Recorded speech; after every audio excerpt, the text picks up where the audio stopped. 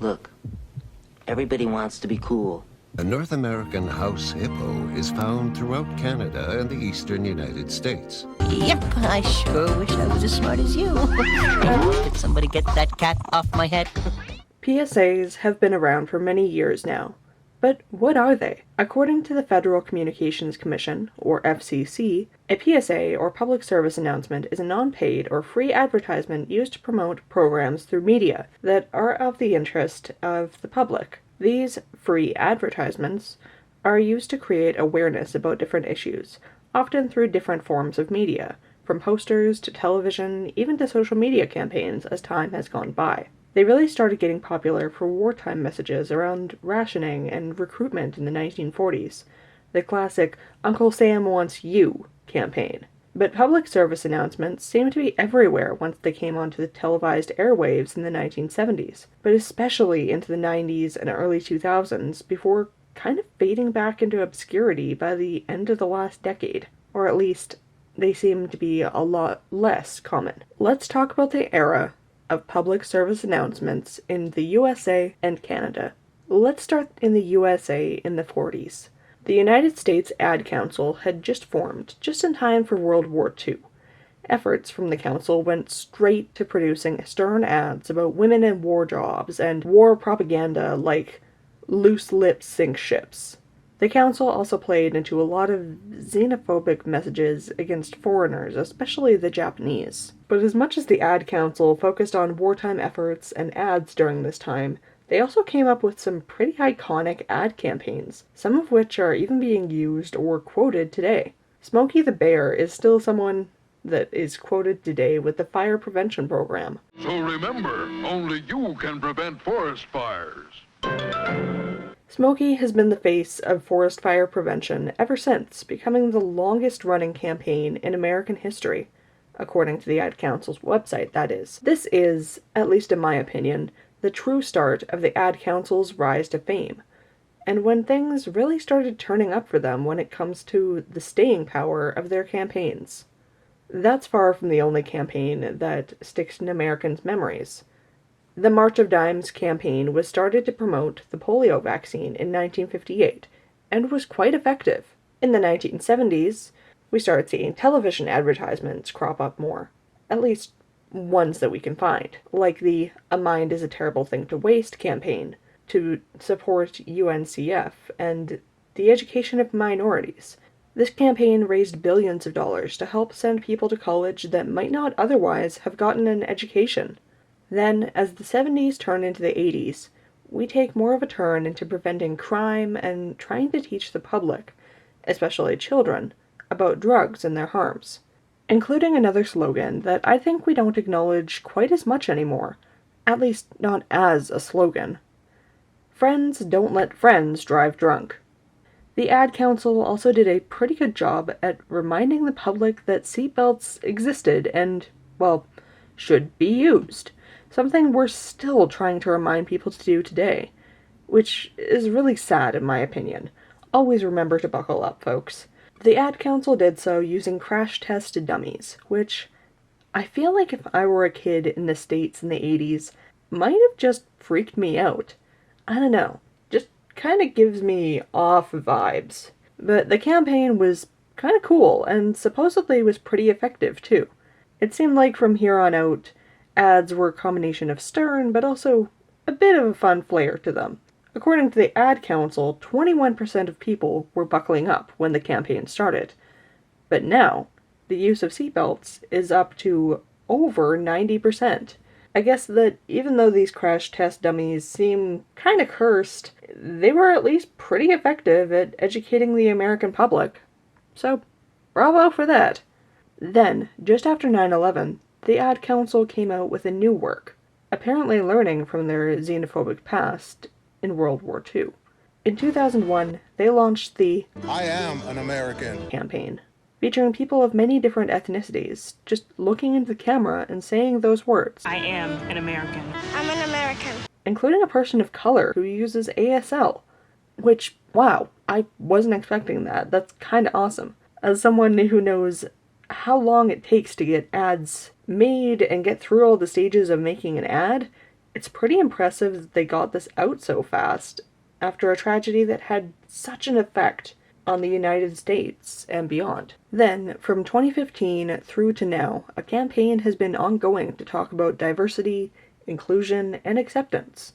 The Love Has No Labels campaign. So this was just after gay marriage was finally legalized in the United States. Then, a commercial within the campaign was released in 2020 to support Black Americans during the pandemic. And in 2022, it teamed up with the George Floyd Memorial Foundation, One Pulse Foundation, and Cafe Maddie Cab to address the murder of George Floyd, the shooting at the Pulse nightclub, and the rise in anti-Asian violence and hate crimes, which, honestly, I'm kind of glad for.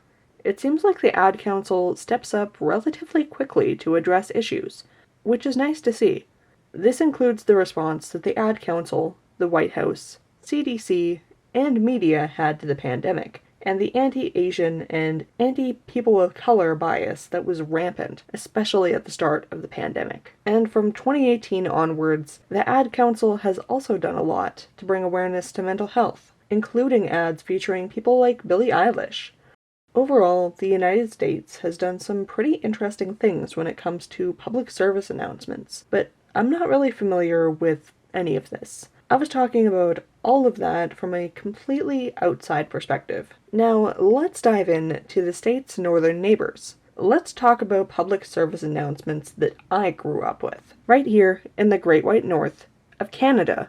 Now, when it comes to PSAs in Canada, I'd say that one company sticks out in particular. However, it's gone through a couple of different names over the years. We Canadians probably know it best as a message from Concerned Children's Advertisers. From what I can tell, Concerned Children's Advertisers, who I'll be calling CCA from this point forward, has been doing advertisements from the 90s and beyond.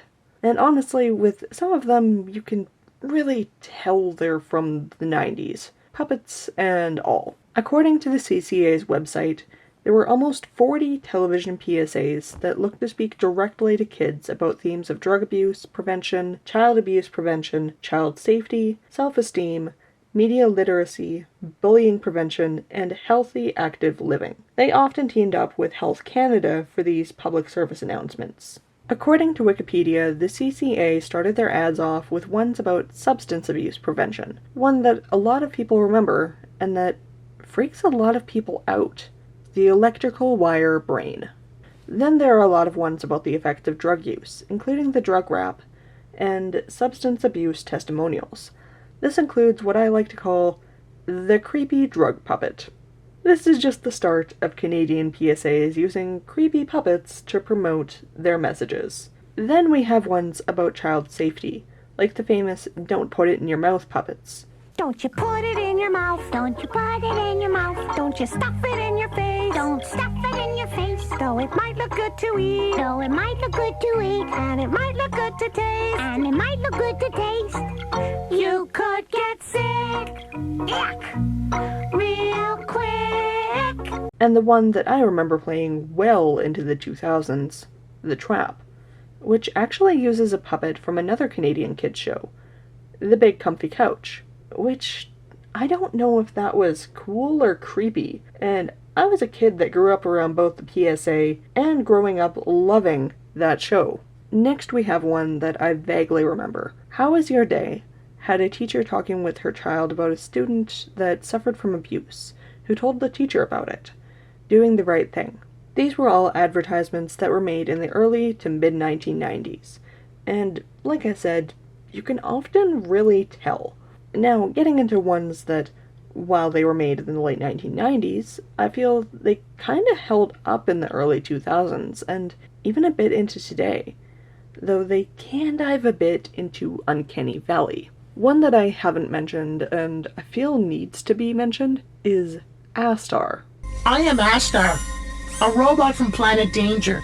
Which did get remade from the original 90s broadcast into the 2000s. It did get remade, and I feel like it got remade for the worse. It was a great message to kids to just play safe, even if it was just a little bit strange. Now, getting into ones that, while they were made in the late 1990s, I feel that they kind of held up in the early 2000s, and even a bit into today, although they can dive a bit into the uncanny valley. These dive into other ones that I can quote almost word for word because I saw them so much while growing up. Honestly, it was something that would happen often in my house, that the people in my house would just literally start quoting along with the commercial while it was airing, sometimes for the entirety of that commercial. I remember really loving to do this with my sibling, especially with Smart as You. Hey, what you watching? Me? I'm just a TV. I mean, I'm not even human. You've got the remote control. You can change channels if you don't like what you're watching. You can flick me on and off, and on and off. This was the uncanny valley stuffed into a tube TV. Literally a talking television advocating for changing the channel and getting outside instead of sitting there watching television all day. Good job, 1990s Canada. The next that I think has had a surprising reach outside of Canada, the House Hippo. However, as much as this commercial tried to promote media literacy and not immediately accepting everything you saw on television, I've seen many people talk about how they really wanted the House Hippo to be real. Some even actually believing it to be real for quite a while. This commercial, for those who don't know, is basically a documentary-style PSA that talks about a tiny creature called a house hippo that supposedly lives in people's houses, surviving off peanut butter and toast crumbs, if memory serves. At the end of the PSA, it shows that the house hippo was really just green-screened onto the advertisement, despite looking, as the ad puts it, really real. It seems that a lot of people just didn't pay enough attention to the end of this commercial, showing how the commercial was made and faked. Amazingly, this commercial came back around 2020 with House Hippo 2.0. This had a similar message around media literacy, especially with issues like deepfakes.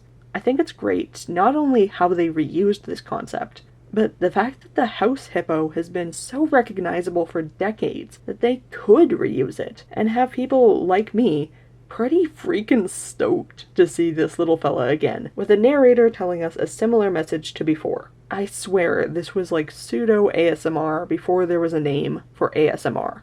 It was great. I loved it. Then there are the PSAs tackling self-esteem for both boys and girls. Interestingly, the sort of slogans that each have are fairly different. For girls, it's generally, Why let someone else decide who you should be? However, for boys, it's, boy, it's not easy being one. I feel these show the differences, perceived or real, of how peer pressure and being an individual is viewed between two genders. However, summed up, most of them address the pressure of wanting to wear certain things to fit in or do particular activities within the friend group. So, similar concepts, just marketed a little bit differently.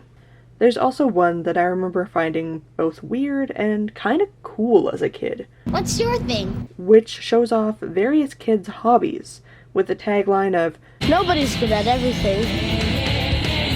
Everybody's good at something. There's PSAs that talk about bullying and the various ways to deal with a bully, walking away and telling someone.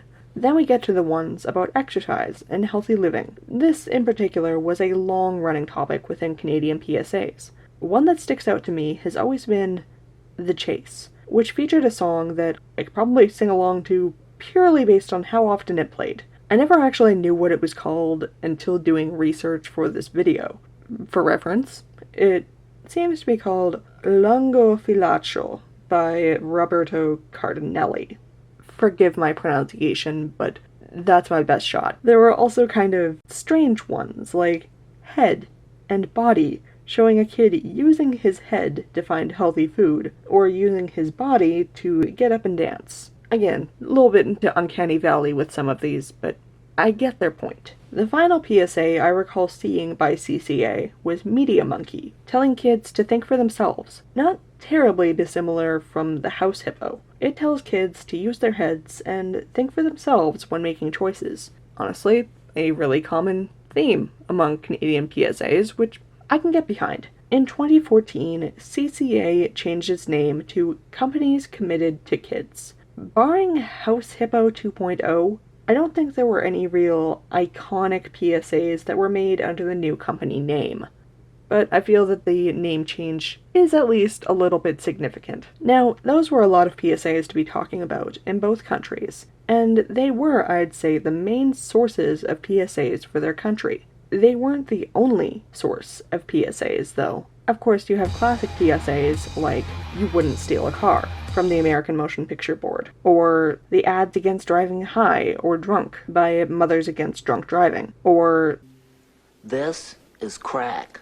one common PSA that apparently has been going since the 60s around Canada has been the Hinterland's Who's Who. It's one of those musical stings that honestly, not even a second in, I got hit with a wave of nostalgia just from that flute. This has been a series of PSAs, with each one highlighting a different part of Canadian wildlife. It was commissioned by the Canadian Wildlife Service to get people more interested in, well, wildlife. And honestly, while it didn't do much more than have me pointing on the screen like, "Hey, I know that animal," as a 7-year-old, I still think they were pretty cool. And honestly, they've been around for way longer than I thought they had been. And something I discovered about the Hinterland's Who's Who that I honestly had no idea about was the connection between this and these guys. Good day, welcome to the Great White North Canadian Corner. I'm Bob McKenzie, this is my brother Doug. How's it going, eh? In the beginning of each Bob and Doug episode was them singing this little tune.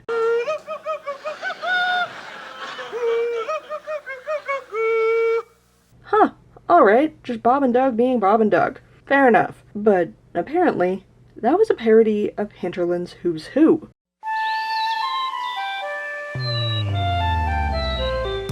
I'll leave the source I found for this down in the description, of course, and I'll try to remember to have it time-stamped as well. Why don't we seem to see as many PSAs these days? Well, I would say that with the change in how we receive our content, we might not sit down for an ad break as often, but we do see posters, hear radio PSAs, and there are ads online. But television, at least to me, was a big part of what made PSAs so memorable. There are all kinds of public service announcements. In this video, I've really just glossed over the history of this method of getting information out, especially in the era of television.